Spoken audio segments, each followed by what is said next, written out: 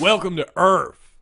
10,000 subscribers. We have 10,000 subs. I never thought I'd ever get there for this show. I never could imagine that. It's because of you guys. You tell your friends about the show, you tell your family, you post it on Facebook and Twitter and all your favorite forums, and it's so awesome. You guys have no idea how happy this makes me.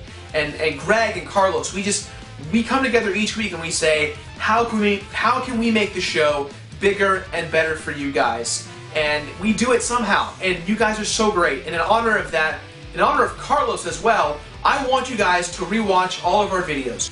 Here's what I want you guys to do. Rewatch one of our videos based on your favorite artwork that Carlos has done, and leave the comment, this artwork is my favorite because, and leave something awesome. It's really great, it's your favorite game, it brings back childhood memories, whatever you feel best. Based on our decision, one lucky winner will win a free copy of Super Meat Boy, Banjo-Kazooie, and Mega Man X, all with signatures from myself, Greg, and Carlos. I will announce the winner in a couple of weeks, so stay tuned to find out if you won. So once again, guys, thank you so much from the bottom of our hearts here at the Completionist, and with that in mind, there's only really one word left to say. Yes!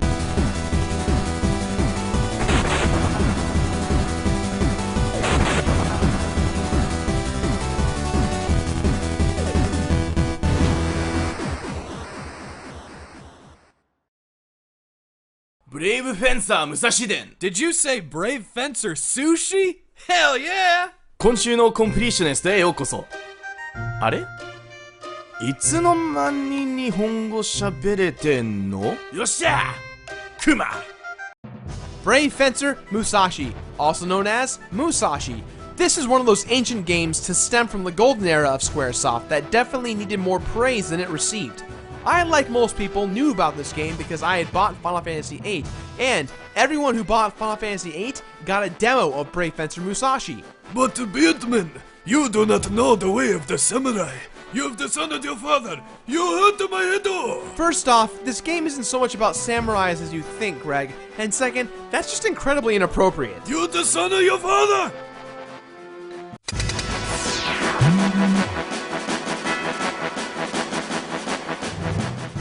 Many years ago, in the kingdom of all you can eat. You're kidding, right? Nope, I wish I was. Well, alright then. Many years ago, in the kingdom of all you can eat, an evil force known as the Wizard of Darkness was reigning terror, trying to take over the planet. But by the power of Lumina, the Sword of Luminescence, he was defeated by the legendary Brave Fencer Musashi. Precisely 150 years later, an entity known as the Thirst Quencher Empire. So original! I love it! Yeah, empires can be thirsty. Yeah, I know. The emperor of said empire, Falatsky, is set on getting Lumina and the 5 scrolls of elements: earth, wind, fire, water, and sky. Rumor has it that unlimited power is granted to whomever obtains Lumina, the 5 scrolls, and defeats the protectors of the scrolls, the Scroll Guardians. The Emperor has many different peons throughout the story that act as major catalysts for many boss fights and plot points throughout the story, so be prepared to meet lots of interesting characters. The kingdom of all you can eat is then under attack from the Empire as the Empire wants to try and retrieve Lumina.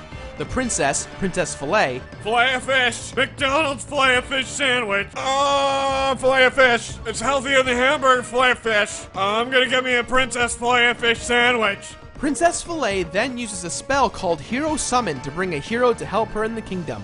Suddenly, a little boy known as Musashi appears. Now apparently this small version of Musashi is not the one from many years ago, but rather it's him reincarnated. Legend has it that Musashi will save the day once more. Although this Musashi is very resilient because, well, he's been summoned from a completely different world to defend this one. While on his quest to go out and get Lumina, the princess then gets captured, and now it's up to Musashi to restore power to Lumina by collecting the scrolls, defeating the Guardians, and stopping the Empire. Our small hero Musashi goes out on his epic quest to prove to everyone that he definitely is more than what meets to the eye. Greg, I said more than meets the eye. Greg, more than meets the eye. Transformers, more than meets the guy. Fly fish!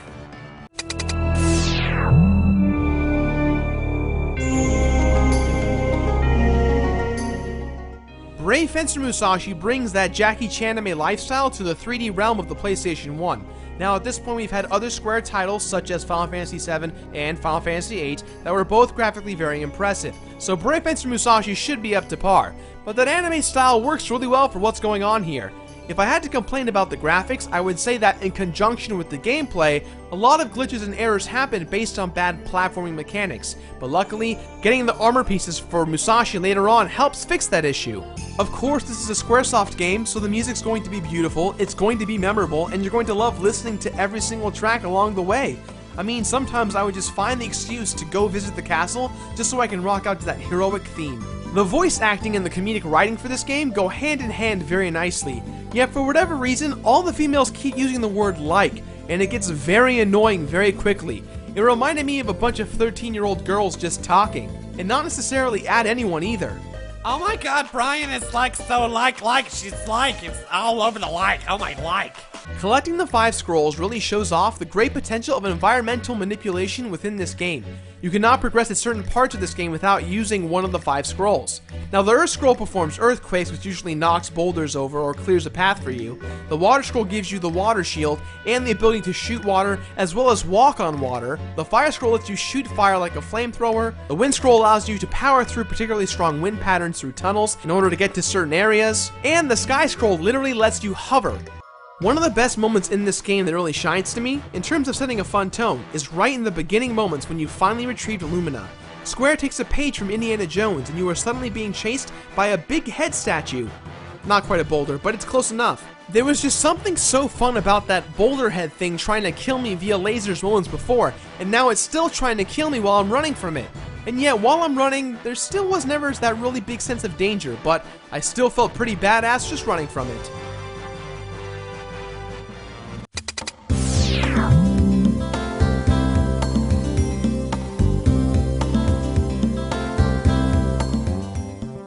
Brave Fencer Musashi is an action RPG that focuses heavily on ability manipulation to solve puzzles, battle enemies, and the general heroic antics of saving lives. Captain Planet, he's a hero, gonna take pollution down to 0. I'm pretty sure Captain Planet didn't do any of those things. Yeah, well, he should've.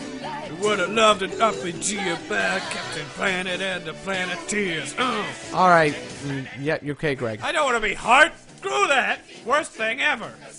The game splits itself into chapters as the story develops, giving you a feel of progression. And luckily for us, this isn't one of those games that if you didn't do something in Chapter 3, let's say, then you're screwed for not doing it for Chapter 5. I don't play very many games, but man, that's incredibly annoying when games do that. There's 2 kinds of zones in this game, combat zones and the town zones. Majority of this game will have you playing in combat zones, but you will be paying lots of visits to the town in order to buy items or to do certain deeds for people. A fun element in regards to gameplay is sleep. Sleep is required in order for Musashi to perform 100% at his best. What's fun too is that certain stores, quests, people to speak with, monsters, and events only occur at particular times, so using that sleep function really helps to speed up the process. Wait. This game requires you to sleep?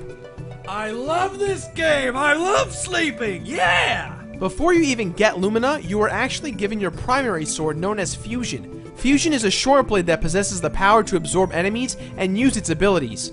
This is one of those key elements in regards to solving puzzles and battling certain enemies. From hopping over vines to curing poison itself to just unloading a crap ton of bullets, absorbing abilities becomes one useful tool.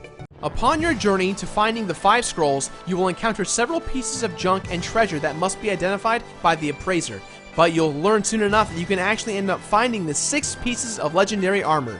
The armor set consists of the legendary belt, which lets you double jump, the legendary goggles, which lets Musashi appraise items on his own, the legendary shoes, which allows Musashi to walk on tough surfaces, the legendary vest speeds up time needed to build up a guard gauge for special attacks, and the quilt, which decreases the amount of time needed for sleep.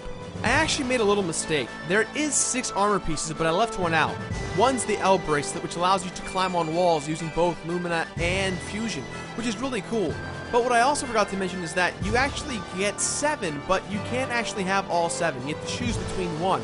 You either can choose the quilt or the gloves. Now in my case, I chose the quilt to kind of make things easier when I rest. However, you can get the L gloves, which allow you to do more critical damage to enemies. You'll notice that you've got an HP meter and a BP meter. BP essentially is MP for moves you absorb with Fusion. Like Mega Man X and Super Metroid, Brave Fencer Musashi also gives that great feeling of progression for character growth. From the start, you've got a very small HP and BP gauge, but by the end of the game, you'll have more than enough to make you feel stronger. What I really love about Brave Fencer Musashi is the process of expanding both HP and BP meters. In order to expand your HP, you must find the last 13 of a race called the Minku, who in my opinion looks a lot like baby Moogles. If you pick them up and throw them, they will give you a berry, which then increases your HP. In order to increase your BP, you've got to do a bit more than just pick up a cute animal and throw it. I gotta have my weekly dose of animal abuse. According to the kingdom, 35 people of the kingdom's finest have gone missing. They've been kidnapped and turned into Bincho fields, which are blue crystals that fuel the empire. Using Lumina, you can save these people, and by the time you've saved all 35, not only do you have more than enough BP, but you can learn a handful of fresh new moves like combos and glide attacks and such. You can even upgrade Fusion to become stronger. Speaking of stronger, you actually gain levels based on how far you've traveled, how many times you've used Lumina, how many times you've used Fusion, and how much damage you've inflicted on enemies. Leveling up these elements help you do more damage as well as be able to take more damage, and they're all fairly easy to level up. There is a toy store in town that, while not that important, sells toys based on characters you've met and enemies you've fought.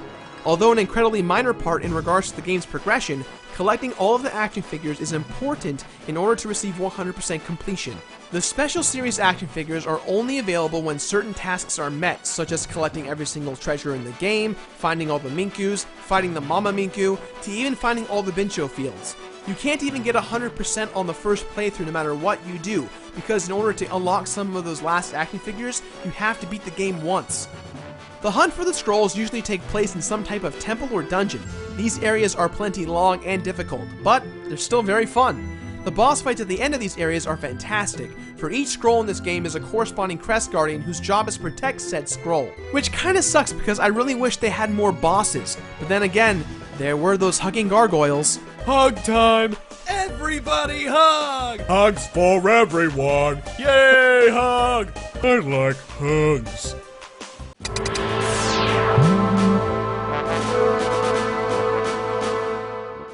Alright, so you've leveled up all your stats, you've purchased all the action figures, you've collected all the treasure chests, you've collected all the Minkus, you've defeated the Mama Minku, you've saved all the people in the Bincho fields, you've collected all 6 pieces of armor, and you've gotten 4 out of the 5 scrolls in the final chapter. It's time to man up and finish this beast!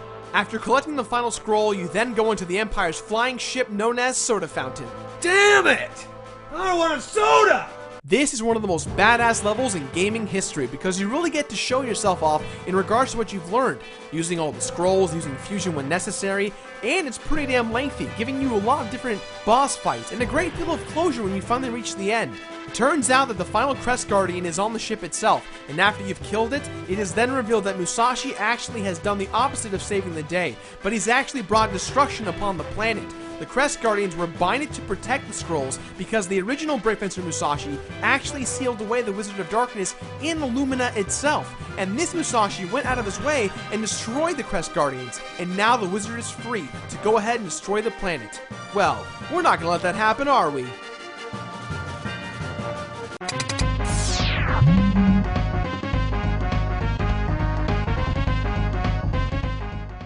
To 100% complete this game, you need to acquire all of the action figures available in this game. But like I said, it's impossible to get all of them until you've beaten the game once. Once you've beaten the game, you can then save the game file and you're transported back to the beginning of Chapter 6. If you go back to the toy store, you can now buy the remaining action figures. Once you've got the action figures again, it's time to beat the boss a second time. Unfortunately, the bonus of 100% for this game is not really worth it. When you beat the game, you are then given a nice picture from the entire crew of Brave Fencer Musashi that says, "Perfect, thanks for playing." That's all? I'm gonna make a sandwich now! ブレイブフェンサー武蔵と言われば Alright, you know what? I've had enough! Is it gone? I think we're okay. Brave Fencer Musashi is quite possibly one of the most underrated RPGs to stem from Squaresoft during the Golden Era. Now they did release a sequel, but I never heard anything about it, nor did I ever get to play it.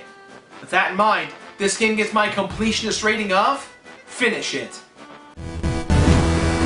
済ましなさい Yeah, what he said with the, complete, the fit, I don't speak Japanese, okay? That's all the time I have for today, guys, so please, as always, leave a positive or negative comment in the box below. Don't forget to leave game suggestions for the future of the show, like my Facebook page, follow me on Twitter if you like, and send me stuff. I got a P.O. box, so you can send me stuff. You want like artwork, or a hug. This is the best hug! This is the best hug I've ever received. Now if you excuse me, guys, I'm gonna take a nap. Hey, Philip. Transformers, nothing meets the guy. Transformers, robots in disguise. They're the Transformers. They're gonna turn into cars and kill you too. But they of fish and McDonald's too. I kinda got away from that one. I kinda let that one get away from me. Oh my god, I'm so hungry! To run this episode, I'm so hungry! I feel like I eat everything in my house. Stay away from me, cat. I'm gonna eat you, cat. Come here, cat! I'm gonna eat you, Transformer cat!